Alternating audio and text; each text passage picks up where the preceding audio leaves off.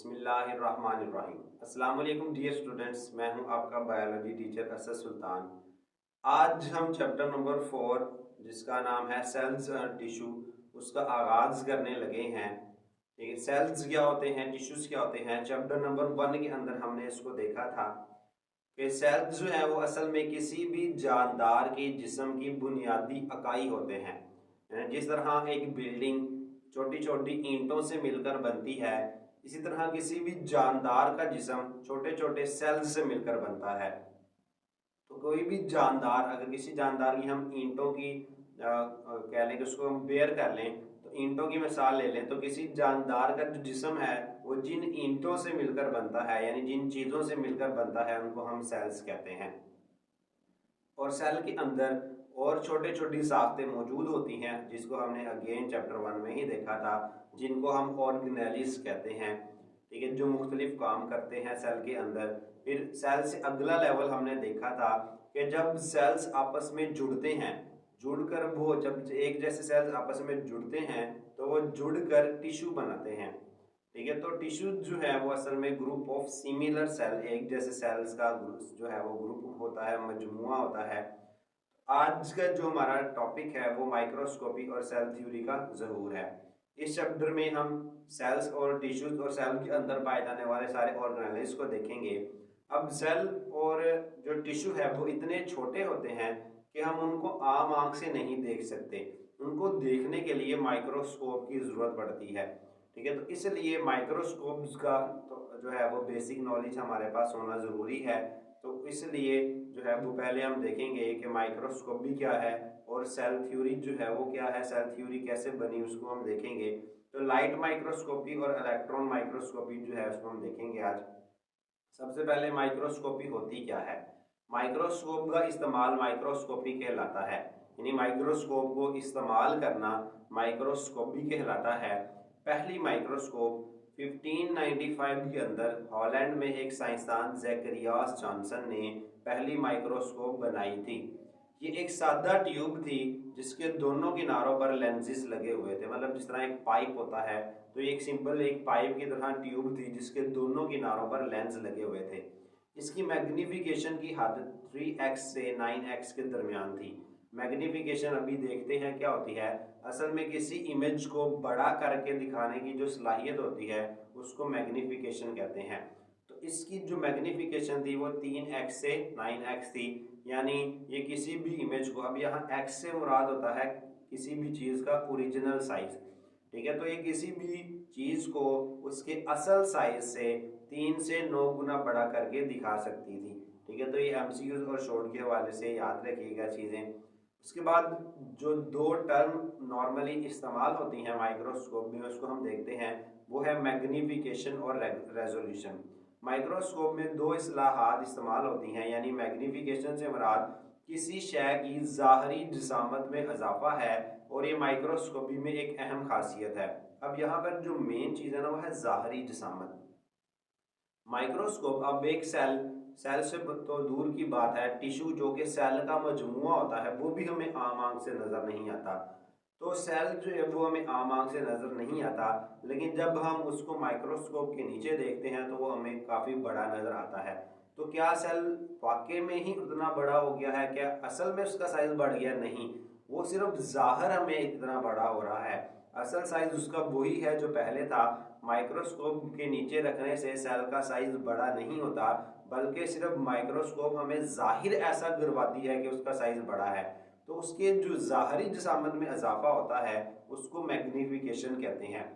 उसके बाद resolving power या जिसको रेजोल्यूशन भी कहा जाता है।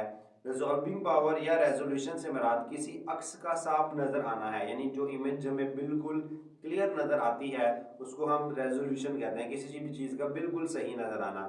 या ये वो कम से कम फासला है जिस पर दो अशिया अलग अलग देखी जा सकती हैं। ठीक है, तो इसकी दो डेफिनेशन है। किसी इमेज का किसी अक्स का साफ नज़र आना रिजॉल्विंग पावर या रेजोल्यूशन है। यह वो कम से कम फासला जिस पर हम दो चीज़ों को अलग देख सकते हैं उसे हम रेजोल्यूशन कहते हैं। यानी जब हम दो चीज़ों को सेपरेट देख सकते हैं तो वो हमें क्लियर नज़र आएंगी। जब हम उन दोनों के दरमियान में डिस्टेंस इतना कम कर दें, फासला इतना कम कर दें कि वो हमें एक नज़र आने लगे, जबकि उसके दरमियान कुछ ना कुछ फासला ज़रूर हो, ठीक है, तो वो हमारी रेजोल्यूशन से कम होगी चीज़, ठीक है, हम उसको अलग नहीं देख सकते और वो चीज़ हमें क्लियर वाज़े भी नज़र नहीं आएगी। इंसानी आँख की रेजोल्यूशन कितनी होती है? इंसानी आँख इन दो मकामात के दरमियान फ़र्क देख सकती है जिनका दरमियानी फासला कम अज़ कम 0.1 मिलीमीटर हो। इसे इंसानी आँख की रेजोल्यूशन कहते हैं। यानी इंसानी आँख उन दो चीज़ों के दरमियान फासला कर सकती है जिसका जो है वो 0.1 मिलीमीटर फासला, उन दो चीज़ों के दरमियान फ़र्क देख सकती है, यानी उनको हम अलहदा देख सकते हैं। अगर हम दो अशिया के दरमियान फासला 0.5 मिलीमीटर कर दें तो हमारी आँख को इनको दो अलग अलग अशिया के तौर पर तमीज़ नहीं कर सकती। यानी अगर हम हमारी आँख की रेजोल्यूशन से कम डिस्टेंस कर दें, अब 0.05 मिलीमीटर का मतलब ये है कि वो चीज़ें आपस में जुड़ी हुई नहीं हैं, इनमें अभी भी फासला है, लेकिन हमारी आँख की रेजोल्यूशन से ये कम फासला है, हमें यही लगेगा कि ये आपस में जुड़ी हुई हैं, इनका आपस में कंटेक्ट जो है वो ज़रूर है, ठीक है। तो लेंस की मदद से मैग्नीफिकेशन और रेजोल्यूशन को बढ़ाया जा सकता है। जैसे जिनकी आंखें खराब हो जाती हैं या आई साइट का मसला आता है तो रेजोल्यूशन और मैग्नीफिकेशन करके जो है वो इंसान की जो है वो आंख को हम मैग्नीफिकेशन भी बढ़ा सकते हैं और रेजोल्यूशन भी बढ़ा सकते हैं। माइक्रोस्कोप की इकसाम। माइक्रोस्कोपी में दो तरह की माइक्रोस्कोप्स इस्तेमाल होती हैं, यानी लाइट माइक्रोस्कोप और इलेक्ट्रॉन माइक्रोस्कोप, ये दो माइक्रोस्कोप इस्तेमाल की जाती हैं। पहले हमारे पास है लाइट माइक्रोस्कोप। अब नाम से जाहिर है लाइट, इसमें लाइट इस्तेमाल होती है। लाइट माइक्रोस्कोप में नमूना से मरई रोशनी से मुराद है नजर आने वाली रोशनी, ठीक है, यानी जो सूरज की या जो नॉर्मली घरों में बल्ब वगैरह इस्तेमाल होते हैं, बल्ब या एनर्जी सेवर्स या ट्यूब लाइट्स होती हैं, तो नजर आने वाली रोशनी मरई रोशनी कहलाती है, तो गुजारी जाती है, ठीक है। नमूना यानी जो हमारा ऑब्जेक्ट है जिसको हम देख रहे हैं, ठीक है, स्पेसिमन, वो हमारा नमूना कहलाता है। तो इसमें लाइट माइक्रोस्कोप में नमूने से मरई रोशनी यानी नजर आने वाली रोशनी गुजारी जाती है। वजाहत है उसकी शीशे के लेंस। इसमें शीशे के बने दो लेंस इस्तेमाल होते हैं। एक लेंस नमूना का जिसामत में बढ़ा हुआ अक्स बनाता है, दूसरा लेंस इस अक्स को मजीद बड़ा करता है और देखने वाले की आंख या फोटोग्राफिक फिल्म पर फोकस करता है, ठीक है। अब अगर हम ये देखें तो ये एवोल्यूशन कह लेंगे, इसमें इम्प्रूवमेंट दिखाई गई है। पहले ये एक सिंपल ट्यूब पर मुश्तमिल होती थी, इसमें दो लेंस थे, आहिस्ता आहिस्ता जो है वो इम्प्रूव हो गई, तो ये हमारे पास जो है वो लेटेस्ट लाइट माइक्रोस्कोप है। अब इसमें डिफरेंट कंपोनेंट्स है, दो लेंस होते हैं। एक लेंस ये वाला जो आप डायग्राम में अगर देखें तो ये लेंस, अब ये जो है ना ये चीज़, ये स्टेज है। स्टेज से मुराद वो चीज़ जहाँ पर हमने अपना ऑब्जेक्ट रखना है, नमूना रखना है, तो यहाँ पर ऑब्जेक्ट रखते हैं। अब ये जो लेंस है ना, ये डिफरेंट लेंस होते हैं, डिफरेंट मैग्नीफिकेशन रेजोल्यूशन के। अब ये जो लेंस हैं, ये लेंस ऑब्जेक्ट के पास होते हैं, ठीक, इनको हम कहते हैं ऑब्जेक्टिव लेंस। और ये जो ऊपर लेंस है जहाँ से हम आंखें रख के देखते हैं, जहाँ से हम देख रहे होते हैं इमेज को, ठीक है, इसको हम कहते हैं आई पीस लेंस, ठीक है। ये दो लेंस इस्तेमाल होते हैं। तो ऑब्जेक्टिव लेंस जो है वो इमेज को बड़ा करता है और फोकस करता है फोटोग्राफिक फिल्म पे, ठीक है, और आईपीस लेंस जो है उसको आंख के ऊपर या फोटोग्राफिक फिल्म पर जो है वो फोकस करता है, ठीक है। और नीचे जो है वो ये यहाँ पर लाइट सोर्स होता है, यानी यहाँ पे ये रोशनी के लिए कोई सोर्स होता है, छोटा एनर्जी सेवर या बल्ब इस्तेमाल होता है, जहाँ से लाइट पास होते हुए नमूना में से गुजर के लेंस में जाती है। Next micrograph. माइक्रोस्कोप के जरिए ली जाने वाली फोटोग्राफ को माइक्रोग्राफ कहते हैं, यानी माइक्रोस्कोप की मदद से जब हम तस्वीर लेते हैं तो उसको हम माइक्रोग्राफ कहते हैं, ठीक है। जहाँ पर हम अपनी आंख रख के देखते हैं वहाँ पर हम मोबाइल का सिंपल कैमरा रख कर भी तस्वीर ले सकते हैं, जिसको माइक्रोग्राफ कहा जाएगा। अब इसकी मैग्नीफिकेशन क्या है? लाइट माइक्रोस्कोप धुंधलाहट पैदा किए बगैर अशिया को 1500 गुना बड़ा दिखा सकती हैं, यानी इसकी मैग्नीफिकेशन 1500x है। तो लाइट माइक्रोस्कोप की जो मैग्नीफिकेशन है वो 1500x है। 1500x से मुराद ये किसी भी चीज़ को उसके असल साइज से 1500 गुना बड़ा करके दिखा सकती है। ये चीज़ें एमसीक्यूज के हवाले से भी इम्पोर्टेंट है। इसकी रेजोल्यूशन 0.2 माइक्रोमीटर है, ठीक है। अब ये कैलकुलेशन बताइए कि 1 माइक्रोमीटर 1/1000 जो है वो मिलीमीटर। दूसरे लफ्जों में लाइट माइक्रोस्कोप 0.2 से छोटी अशिया को वाज़ह नहीं दिखा सकती। यानी लाइट माइक्रोस्कोप जो है, ठीक है, लाइट माइक्रोस्कोप की जो रेजोल्यूशन है वो 0.2 माइक्रोमीटर है। यानी इससे छोटे जो है वो साइज को, इससे छोटे चीज़ों को ये हमें क्लियर करके नहीं दिखा सकती, हमें वो चीज़ें धुंधली नजर आएंगी। सलाहियत कमोबेश ये सबसे छोटे बैक्टीरिया का साइज है, ये सबसे छोटे बैक्टीरिया का साइज है, ये से मराद 0.2 माइक्रोमीटर।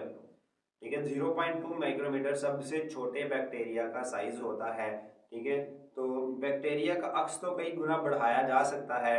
अब इसकी जो सलाहियत है या जो लिमिटेशन है उसका क्या है, यानी इसके ड्रॉबैक्स कह लें या जो इसकी हद है वो क्या है कि इसके जरिए हम इमेज को बड़ा तो कर सकते हैं, ठीक है, लेकिन लाइट माइक्रोस्कोप इसकी अंदरूनी साख्त की तफसीलात नहीं दिखा सकती, कि ये बैक्टीरिया के अंदर की चीज़ें नहीं दिखा सकती, यानी सेल के अंदर की जो स्टडी है, अंदरूनी साख्तों की स्टडी वो नहीं की जा सकती।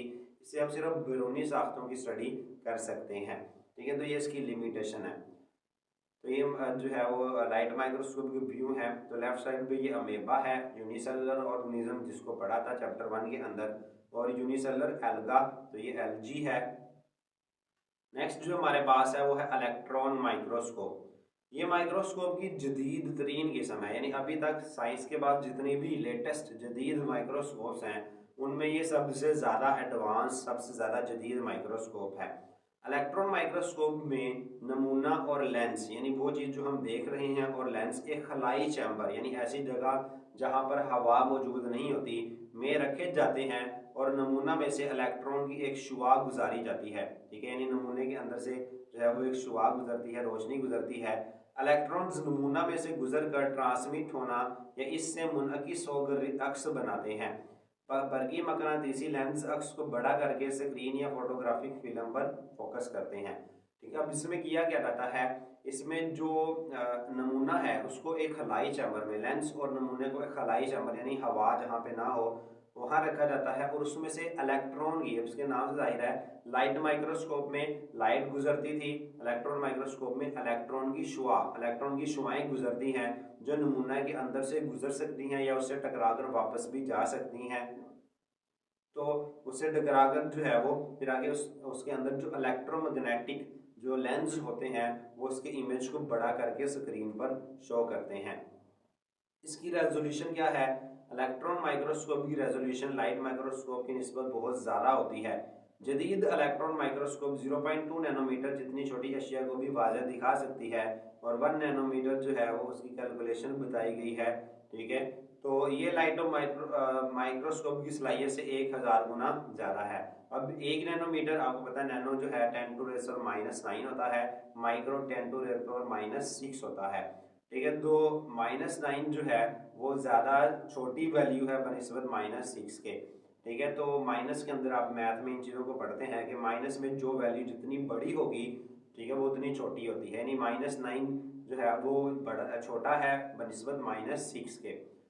तो अब जो है यानी जो रेजोल्यूशन है इलेक्ट्रॉन माइक्रोस्कोप की, तो अगर हम दोनों में कंपेयर करें तो 10⁻⁹ और 10⁻⁶ में 1000 का डिफरेंस है। अब ये 1000 का जो डिफरेंस है इसका मतलब कि रेजोल्यूशन जो है इलेक्ट्रॉन माइक्रोस्कोप की वो लाइट माइक्रोस्कोप से 1000 गुना बेहतर है। यानी ये उससे भी, यानी जो लाइट माइक्रोस्कोप की हद है, ठीक है, कि वो 0.2 माइक्रोमीटर छोटे इमेज तक दिखा सकती है, उससे छोटा पार्टिकल नहीं दिखा सकती, तो ये उससे भी 1000 गुना छोटे पार्टिकल को क्लियर करके दिखा सकती है। इसकी इलेक्ट्रॉन माइक्रोस्कोप की जो मैग्नीफिकेशन इट इज 2,50,000, इसकी जो मैग्नीफिकेशन है वो 2,50,000 जो है 2.5 लाख है, यानी ये किसी भी इमेज को उसके एक्चुअल साइज से 2.5 लाख गुना बड़ा करके दिखा सकती है। अब उसकी सलाहियत में खास हालात में इलेक्ट्रॉन माइक्रोस्कोप इनफरादी एटम्स को भी दिखा सकती है, सेल्स, ऑर्गेनेल्स, हत्ता कि डीएनए और प्रोटीन्स के मॉलिक्यूल्स भी जिसामत में एटम से बहुत बड़े होते हैं। ठीक है, अब आपने केमिस्ट्री में ये चीज़ें पढ़ी होंगी कि एटम्स इतना छोटा है कि साइंस अभी तक उसकी जो वाज़ह स्ट्रक्चर है उसको देख नहीं पाई, यानी जितनी भी चीज़ें हम केमिस्ट्री में पढ़ते हैं वो सारी एक्सपेरिमेंटल है, सिर्फ तजर्बात से हमें जो नतीजा मिलता है उसकी बुनियाद पर, लेकिन एक्चुअल में एटम को अभी तक नहीं देखा जा सका।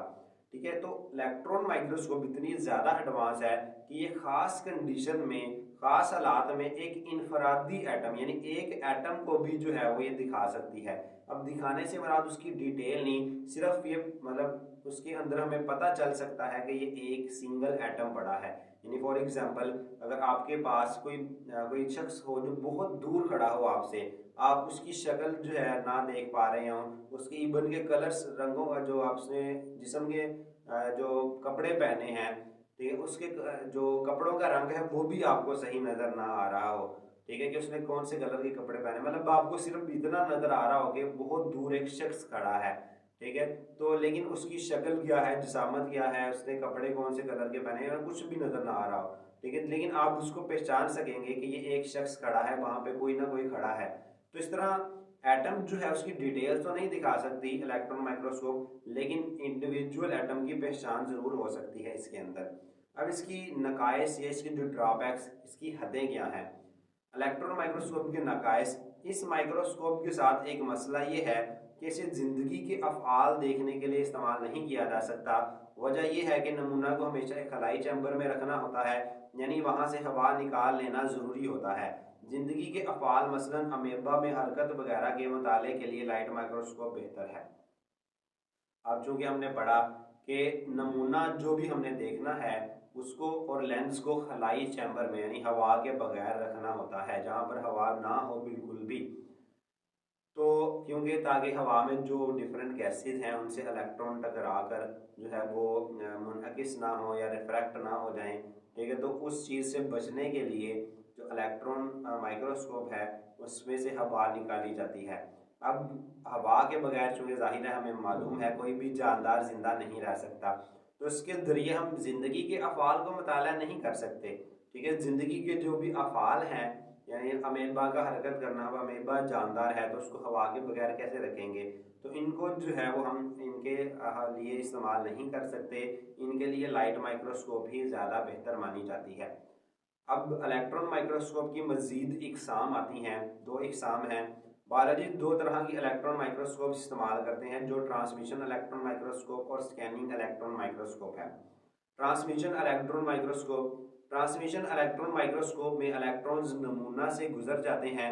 ये माइक्रोस्कोप सेल की अंदरूनी साख्त की तफसील के लिए इस्तेमाल की जाती है। ट्रांसमिशन का मतलब ही मुंतकली है, तो इसमें जो इलेक्ट्रॉन है वो किसी भी ऑब्जेक्ट के अंदर से गुजर कर दूसरी साइड से निकल जाते हैं, तो इसलिए ये अंदरूनी साख्तों की स्टडी के लिए इस्तेमाल होती है। और जो स्कैनिंग इलेक्ट्रॉन माइक्रोस्कोप है, अब स्कैन करना नाम से जाहिर है कि सिर्फ ऊपर ऊपर से रीड करना, तो स्कैनिंग इलेक्ट्रॉन माइक्रोस्कोप में इलेक्ट्रॉन इन सतहों से मुनअकिस होते हैं जिन पर मेटल की तय चढ़ाई होती है। ये माइक्रोस्कोप सेल की सतहों की साख देखने के लिए इस्तेमाल की जाती है। अब इसमें अब चूंकि हमें मालूम है कि इलेक्ट्रॉन क्या होते हैं, नमूने के अंदर से गुजर जाते हैं, तो हम इसमें स्कैनिंग के लिए जब हमने सिर्फ बाहर वाले स्ट्रक्चर की स्टडी करनी हो, हम नमूने के ऊपर जो है वो मेटल की तय चढ़ा देते हैं, तो इलेक्ट्रॉन उनसे टकराकर जो है वो वापस आ जाते हैं, ठीक है, तो हमें इससे सिर्फ बाहर वाली जो है वो स्ट्रक्चर स्टडी की जाती है। तो ये इलेक्ट्रॉन माइक्रोस्कोप है, लेफ्ट साइड पे TEM है ट्रांसमिशन इलेक्ट्रॉन माइक्रोस्कोप, और राइट साइड पे जो है वो एनिमल सेल का व्यू है अंदर की जानिब से, और ये जो है वो हमारे पास SEM है स्कैनिंग इलेक्ट्रॉन माइक्रोस्कोप, और ये जो है वो साइड पे हमें आई दिखाया गया है, मॉस्किटोज हेड एंड आई, मच्छर का जो सर और उसकी आंख जो है वो दिखाई गई है, उसकी यानी बाहर की स्ट्रक्चर दिखाई गई है।